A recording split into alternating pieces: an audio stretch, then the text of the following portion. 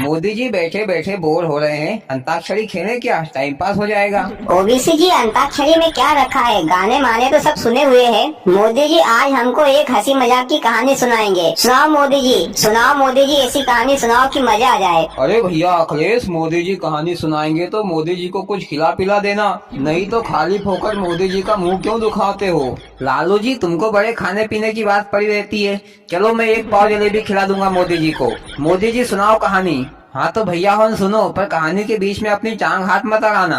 कहानी तो मैं तुमको ऐसी सुनाऊंगा कि तुमको भी मजा आ जाएगा। मजा नहीं आया तो मेरा नाम बदल देना। बहुत पुराने समय की बात है। एक गांव था। उस गांव में बुद्धू राम नाम का एक आदमी रहता था। तो उसने एक दिन सोचा कि मैं तीर्थ यात्रा घूमकर आ जाऊं तो थोड़ा बहुत पुण्य मिल जाएगा। तो उसने अपने घर से पैसे में से इकट्ठे किए और तीर्थ यात्रा पर निकल पड़ा। पर वह 100 किलोमीटर चलने के बाद उसके साथ एक अनहोनी हो गई। क्या मोदी जी, उसकी टांग टूट गई या उसको बुखार आ गया? ओबीसी जी, तुमको बड़ी जल्दी है कहानी सुनने की। जरा अपने मुंह को तो बंद कर लो और ध्यान से सुनो। रोको मोदी जी, मेरा मतलब कि इस कहानी सुनाओ। उस आदमी के साथ अनहोनी ऐसी हुई कि वो आदमी रात रुकने के लिए एक सराय में गया। मोदी जी, ये सराय क्या होती है? योगी जी, जैसे आजकल आज होटल में रुकते हैं रात, उसी प्रकार पहले सराय होती थी। तो वो आदमी सराय में रुका तो बुद्धू राम के पैसे रात में चोरी हो गए। मोदी जी, बुद्धू राम को तो बहुत मारा होगा, उसके तो हाथ पैर तोड़ दिए होंगे सराय के मालिक ने, क्योंकि फिर वो पैसे कहाँ से देगा? उसके पैसे तो चोरी हो गए। ओबीसी जी, तुमको हाथ पैर तोड़ने की बहुत याद आ रही है। क्या बात है? तुम्हारे हाथ पैर किसी ने तोड़ दिए क्या? पैसे तो शाम को ही दे दिए होंगे, तो फिर हाथ पैर क्यों तोड़ेंगे? आप बीच में मत बोलना। बोलो मोदी जी, आगे क्या हुआ? बुद्धू राम के पैसे रात में चोरी हो गए और वह सुबह से उठा और जंगल में चला गया और जंगल में जाकर जोर जोर से रोने लगा कि हे भगवान, तुम्हारे दर्शन करने के लिए मैं तीर्थ यात्रा पर जा रहा था, पर मेरे पैसे चोरी हो गए। अब मैं कैसे तीर्थ यात्रा करूंगा? मोदी जी, तीर्थ यात्रा तो पैदल भी कर सकता है ना, इतना दिमाग नहीं है क्या उसमें? खाली फोकट रोने लगा। तभी उसका नाम बुद्धू राम रखा है उसके माँ बाप ने। लालू जी, तीर्थ यात्रा तो पैदल भी कर सकता है, पर खाएगा क्या हवा? खाने के लिए तो पैसे चाहिए ना। आप बीच में कोई नहीं बोलेगा, मोदी जी ही कहानी सुनाएंगे। देख नहीं रहे हो कितना मजा आ रहा है? सुनाओ मोदी जी। तो वो आदमी जंगल में रो रहा था तो भोलेनाथ वहाँ आ गए और बोले, क्या बात है? तो बुद्धू राम ने पैसे चोरी होने की बात भोलेनाथ को बताई। तो भोलेनाथ ने बुद्धू राम को एक पैसे देने वाला शंख दे दिया और बोले कि तुम जहाँ भी मेरा नाम लेकर इस शंख से जितने भी पैसे मांगोगे तो यह शंख तुमको उतने पैसे देगा। भोलेनाथ ऐसा कहकर और बुद्धू राम को शंख देकर वहाँ से चले गए। अब बुद्धू राम बहुत खुश हुआ और बोला कि अब तो मैं पृथ्वी के चारों कोनों की यात्रा कर लूंगा। और बुद्धू राम यात्रा के लिए आगे चल पड़ा। चलते चलते फिर उसको रात हो गई।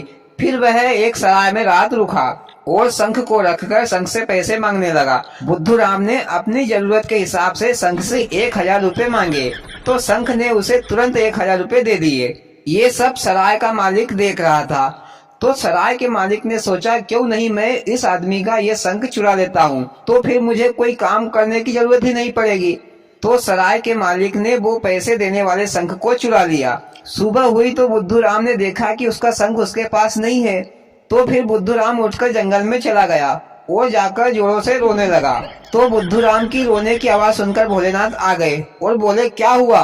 तो बुद्धू राम ने भोलेनाथ को अपनी सारी बात बता दी। फिर भोलेनाथ ने बुद्धू राम को एक दूसरा शंख दिया। उस शंख का नाम था ढपोल शंख और बोले कि मेरा नाम लेकर इस शंख से तुम जितने पैसे मांगोगे तो ये शंख जोर जोर से चिल्लाएगा कि तुम 1000 क्या 10,000 रुपए मांगो, 10 लाख रुपए मांगो, अभी देता हूँ। पर ये शंख पैसे में से तो देगा नहीं, सिर्फ खाली फोकट की बकवास करेगा। ऐसा कहकर भोलेनाथ ने बुद्धू राम को शंख दिया और वहाँ से चले गए। तो फिर बुद्धू राम उसी सराय में रात रुका जहाँ उसका पहले वाला शंख चोरी हुआ था। तो रात में बुद्धू राम ने ढपोल शंख से पैसे मांगे कि मुझे 10,000 रुपए चाहिए। तो ढपोल शंख जोर से चिल्लाया, अरे 10,000 क्या 10 लाख रुपए मांगो, 10 लाख क्या 10 करोड़ रुपए मांगो, अभी देता हूँ। तो ये सारी बातें सराय के मालिक ने सुन ली और उसने सोचा कि ये शंख तो इस शंख से भी अच्छा है, जितने पैसे मांगते हैं उससे 10 गुना ज्यादा पैसा देता है। तो सराय के मालिक ने सोचा कि मैं क्यों नहीं इस शंख को चुरा लूं।